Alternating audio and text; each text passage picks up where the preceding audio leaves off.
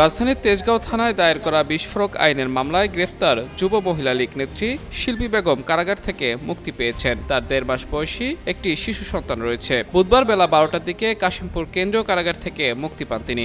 বিষয়টি নিশ্চিত করেছেন কাশিমপুর মহিলা কেন্দ্রীয় কারাগারের জেলার শিরিন আক্তার। এর আগে মঙ্গলবার রাতে ঢাকার চিফ মেট্রোপলিটন ম্যাজিস্ট্রেট আদালতের বিচারক মোস্তাফিজুর রহমান তার জামিন মঞ্জুর করেন। এদিকে তার কারামুক্তি উপলক্ষে সকাল থেকেই কারাগার ফটকে ভিড় করেন স্বজনরা। কারামুক্ত শিল্পী বেগম যুগান্তরকে জানান, লেস অয়েল অ্যাবজর্ব করে আপনার পরিবারকে রাখে হেলদি। ফুড গ্রেড ম্যাটেরিয়ালে তৈরি যমুনা কুকওয়্যার।